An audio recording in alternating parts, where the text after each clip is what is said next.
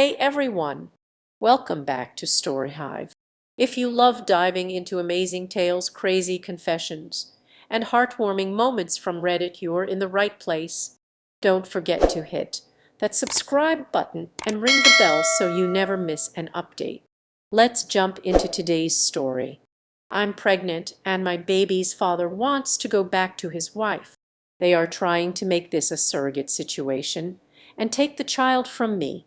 I'm a 29-year-old woman, and I dated a guy named Joe, who is 30, for 3 months before he left me to return to his ex Kim right after we broke up.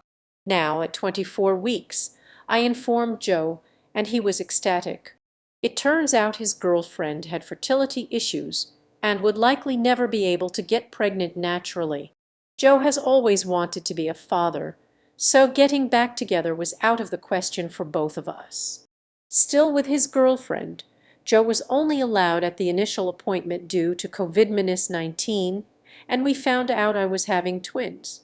According to Joe, when he told Kim, she started telling me that I needed to have a home birth, that I should formula feed so they could have the babies half the week, that she wanted one boy and one girl, and that she wanted the kids to call her mama since they would be calling me mommy. I shut her down and said I would make the best choices for my children and my body, and then I left. Kim continued to be overbearing, texting me every day about my eating habits, exercise habits, and complaining about how her job wouldn't let her take maternity leave. At the virtual genetics counseling appointment, which she attended instead of Joe, she took over the whole meeting trying to discuss her family history, which wasn't relevant. When it came time for my 20-week level 2 scan, they allowed me one guest, and Joe suggested I take Kim instead of him, which I refused. Joe did end up coming, and he found out the gender because I wanted to keep it a surprise for me so we could throw a gender reveal party. I posted a pregnancy announcement on my social media, and then Kim put up an announcement saying they were expecting twins the non-traditional way and how blessed she was. I was irritated but kept my mouth shut. Then she threw a gender reveal party and posted it on social media. I wasn't even invited. She also announced that she was having a baby shower. I commented on her posts and told her to stop treating me like a surrogate, that the kids weren't hers, and that Joe didn't have any claim or custody of the kids until they were born. I then called Joe and reiterated all of this, stating that I would not be seeing either of them until we went to family court, and that my mother would be my birthing partner.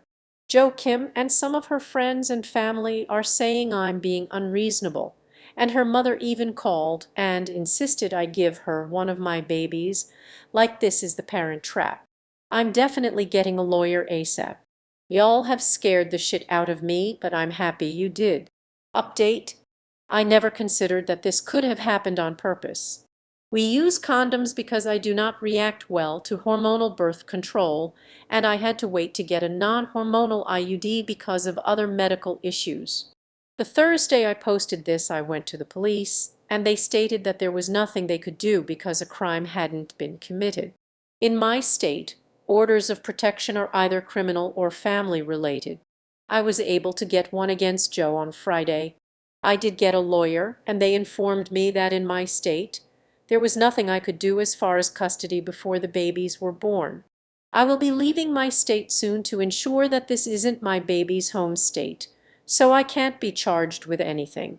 However, someone sent this post to Kim, and she came to my job, damaged my car, and broke a bunch of office windows. I work with kids, so she was arrested for not just the criminal damage and trespassing but also child endangerment. Hopefully that works in my favor.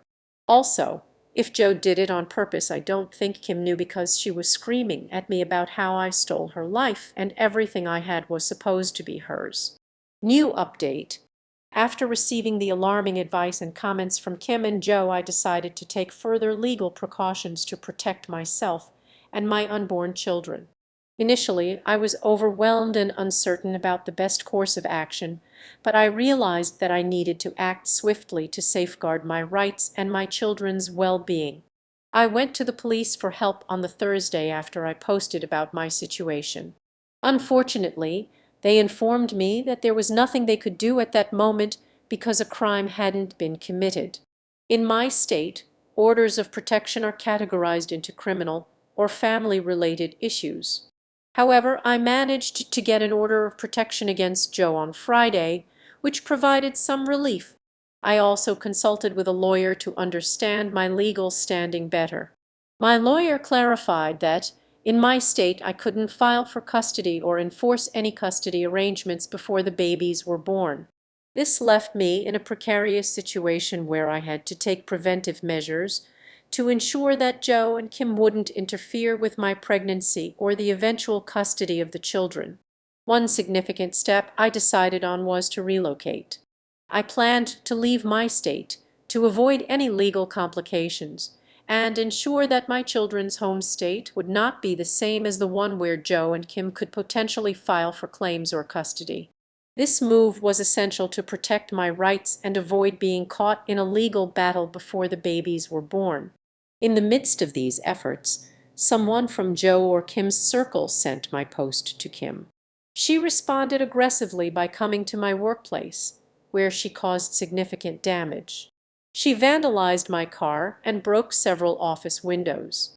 Since I work with children, this act of violence led to her arrest not only for the criminal damage and trespassing but also for child endangerment. This arrest could potentially work in my favor by providing evidence of her instability and hostility. Despite this progress, I remained concerned about the possibility that Joe's actions might have been deliberate.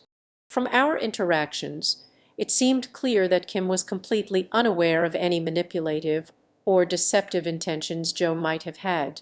Kim's behavior, screaming at me about how I had stolen her life and expressing frustration over what was supposed to be hers, indicated a level of emotional turmoil that seemed genuine. In light of all this, I've decided to get a lawyer as soon as possible to navigate these complex legal challenges. The advice and support.